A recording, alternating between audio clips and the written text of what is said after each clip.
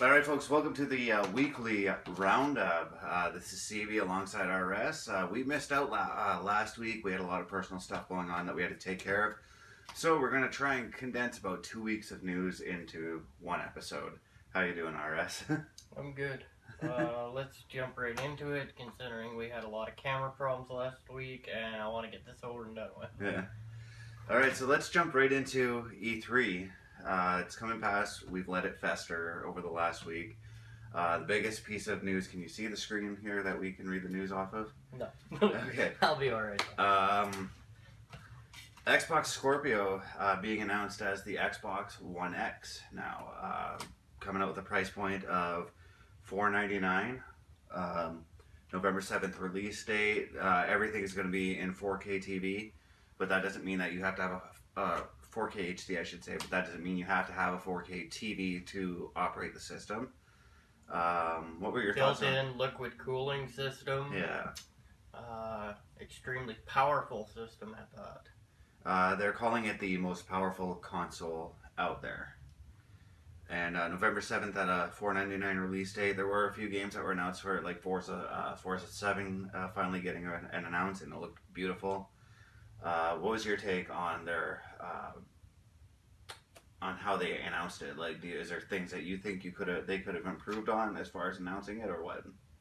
No, I think they did an all-around good job with announcing it. They showed numerous games coming out on the 4K style.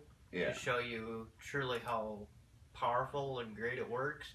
Maybe an actual visual of the system would have been great, but besides that, it was good. Yeah, like them physically bringing the system on the stage so that people can get an idea of just how small the system is, because it is also considered one of the smaller systems on the market too. It's a lot smaller than the Xbox One S, like considerably smaller. Some games that Microsoft talked about. They talked about Assassin's Creed Origins coming to the Xbox One. Said it's going to be set in ancient Egypt. It's going to be the birthplace of the Brotherhood of Assassins. So it's going to be a prequel. Like, it's going to showcase everything that's happened prior to the events of the the previous four Assassin's Creed games. It looks kind of interesting, but for me, it's going to be a wait-and-see situation. It looks nothing like a regular Assassin's Creed. Yeah. It looks cool, but... It's going to be a wait-and-see situation for me. I wasn't too impressed with the last Assassin's Creed, so...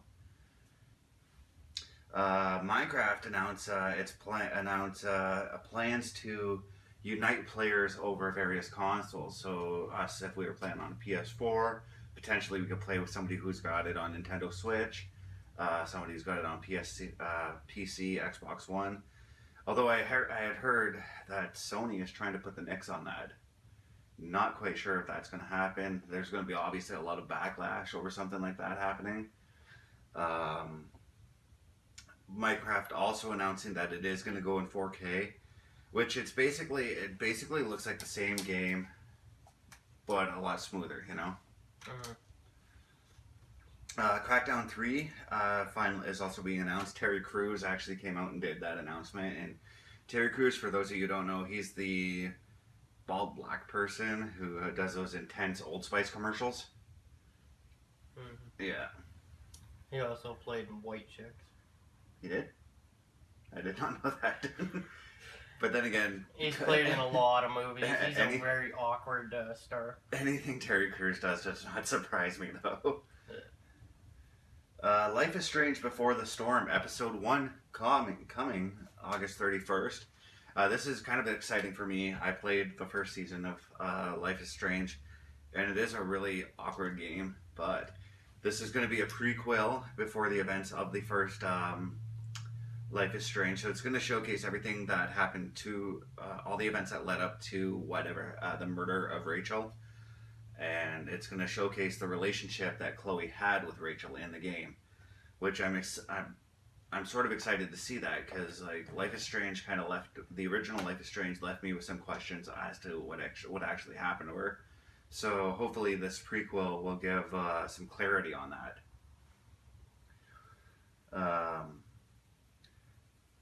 Middle Earth, Shadow of War, set in the Lord of the Rings trilogy. Hobbit, set in the Lord of the Rings universe, the Hobbit universe. Um, it's supposed to expand on the Nemesis system that was featured in Shadow of Mordor. Um, Definitely had a very dark Skyrim type tone to it. Um, you can one of the best things in that game was that you can take over the minds of the orcs and turn them to become part of you, which is kind of interesting. But again, for me, it's a whole wait and see type situation because it feels like a lot of games set in like fantasy universes are starting to come out now, and I got to see like what's gonna set this game apart from the others. You know what I mean? I'm not into those type of games, so I have a very hard time giving an opinion on it. It looked like really solid gameplay Yeah. from the trailer I seen, but it's just not my style of gaming. Mm-hmm. A lot, kind of a gory kind of gameplay too, which is kind of weird considering. Well, I mean, like if you've read the Lord of the Rings books, the Lord of the Rings books are violent as hell. But considering the movies that came out, they weren't really that gory. Well, they had to dull them down because the rating that they were given was PG-13. Yeah, so they dulled it down quite a bit. Yeah. Otherwise, it would have been a rated R movie. Yeah, a rated R Lord of the Rings. That would be interesting. Yeah. Xbox compatibility announcing they're going to have 385 new titles coming to backwards compatibility, and that's also going to include the original Xbox games. So if you want to play like Fable 1, you'll be able to do that on Xbox One.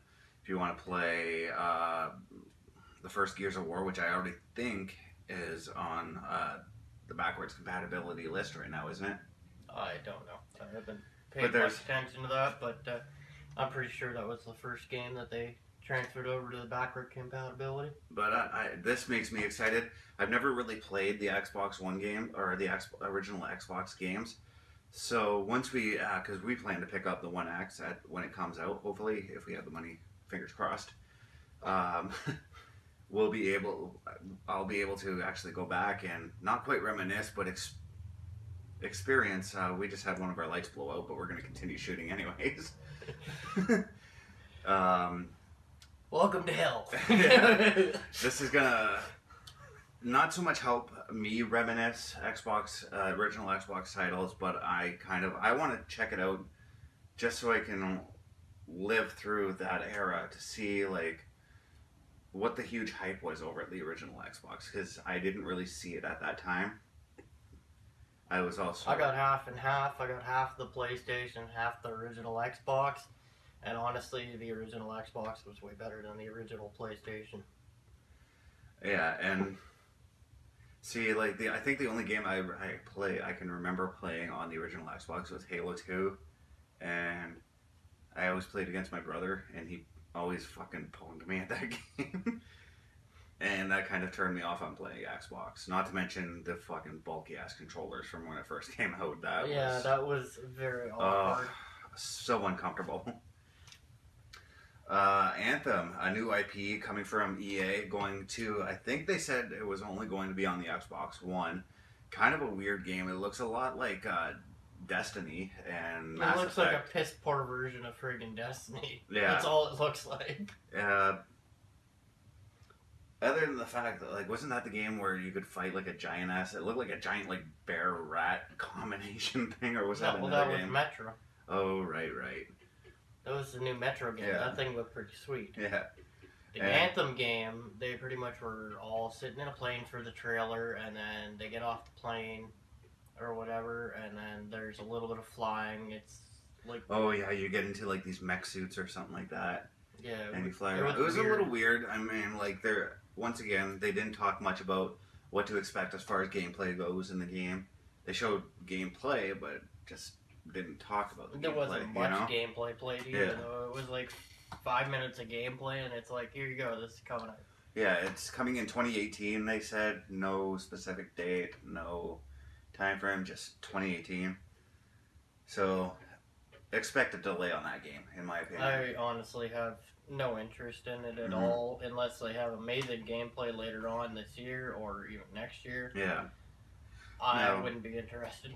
now let's move on quickly to talk about what Bethesda had to say at their press conference, which disappointed me to say the least, because Bethesda they have such a great line of titles. Like they've got your Fallout 4, they got Elder Scrolls, they've got Doom, but all they did was rehash what they're going to do with Fallout 4 and Doom, and all they're doing is putting it They're out putting in a VR. bunch of stuff on VR, Yeah. and yeah, they dropped the ball. I feel like they did, but where they slightly picked up the ball was the announcement of Evil Within 2 and Wolfenstein 2.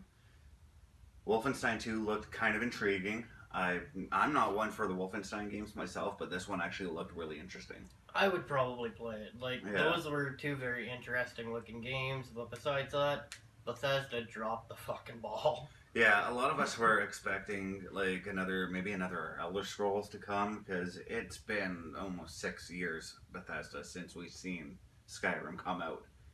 Time to pick up the ball a little bit there. And I realized that yes, they are focusing on Elder Scrolls Online, and Elder Scrolls Online Morrowind just came out, but they have a specific team to focus on that.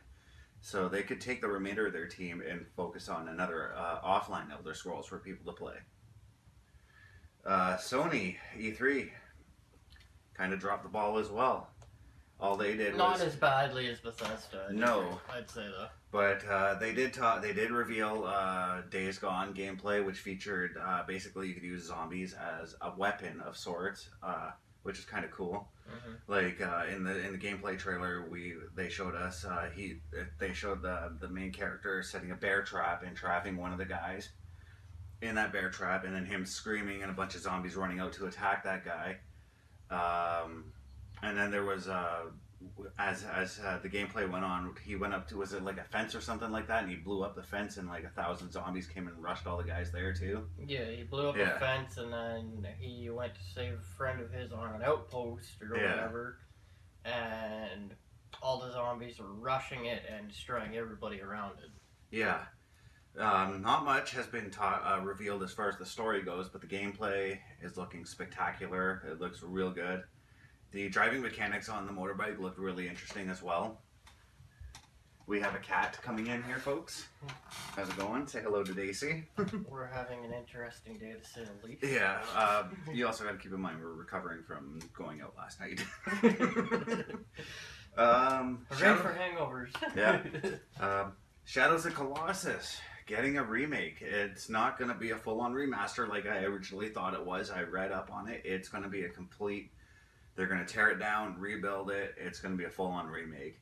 And it looks beautiful as it did when it was on the PS2 and when we had the remaster on the PS3. I was new to the game. I only played it last year, but I fucking loved it, and I can't wait to see what they're going to do with the remake. Maybe to toss a bone to some players. How about a couple of extra monsters that they can fight, or something like that? Just a couple of side quests, you know? I think that would be interesting. Yeah. Or even tease like a Shadows of Colossus 2, but that's probably a long shot right there. Yeah, well, that's a lot of progress to get done. All right, let's move on here. Spider-Man at E3. Revealing some interesting gameplay footage. A lot of the combat systems seem to be taken from the Batman Arkham series. What did you feel about the gameplay footage that we saw, RS? I thought it was nice, clean, and well developed. It's going to be a fun and interesting game. And to stack it up against other Spider-Man games, you think that this one's going to excel over the last ones that we've seen? More than likely, yeah. It also showcased some quick-time gameplay where he was slinging his web to save, I think it was a villain or something like that he was fighting, or a villain that was taken over, or that had taken over somebody else's mind or something. But the gameplay footage looked very crisp, very clear. I can't remember when they said the release date. Just said coming in 2018, right? Like didn't say early 2018 or anything like that. I'm guessing around sometime of 2018. I'm gonna say I want to say maybe next summer. for That's what I 2018. just said, yeah. like summertime. Yeah. A Way Out was also announced at E3. This is an EA title that's coming out. The game is only going to be multiplayer, and that for RS and I is it's perfect for us because we've been looking for something that would give us a co-op play that isn't just your basic Call of Duties. Which yes, we are going to be getting the new Call of Duty World War II when that comes out. Hoping to get in actually on that early beta as well. But anyways, A Way Out features two players who are locked in a prison. They are trying to escape and basically evade the law. What did you think of the gameplay footage that we saw there? I'm really excited. I'm jacked to play that game.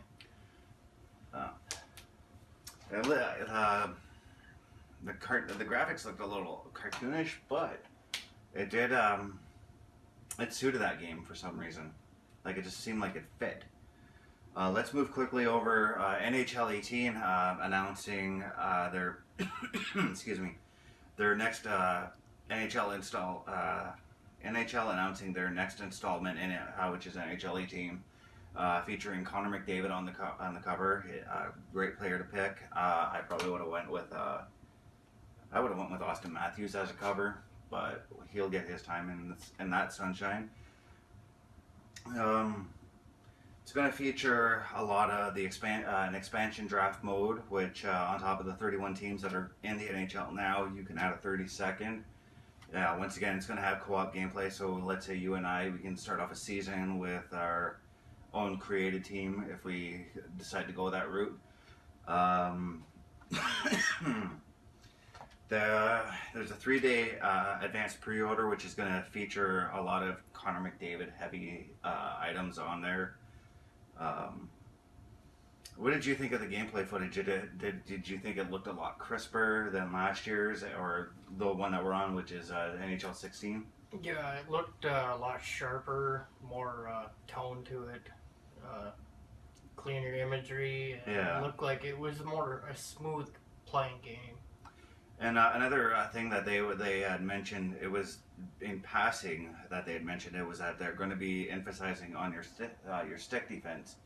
So you're going to see like a lot more like using the stick to lift the other stick to steal the opposing stick to steal the puck, that kind of thing. That I think that's going to add a little more intrigue and maybe hopefully more challenge, especially for us to hockey.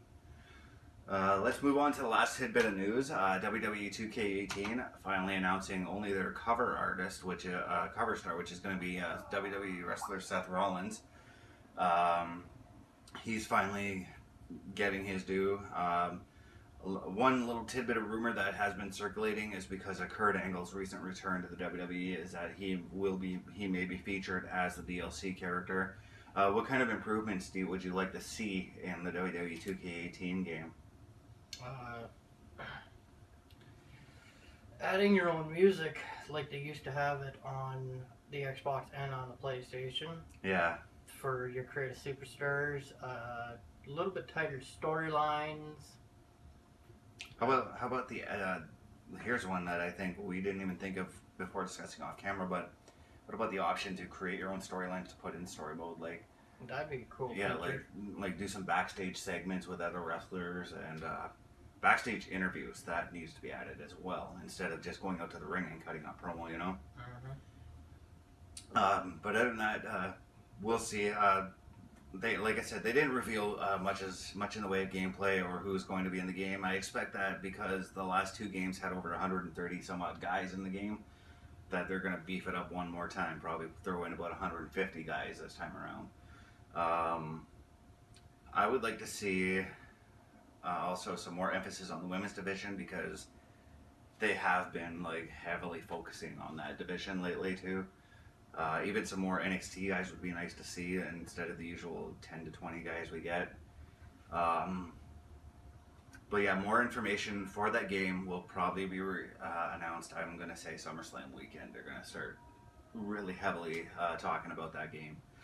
And that's going to do it for us for this week. I'm CB. This is RS. Stay tuned for next weekend's roundup. And have a good day, folks.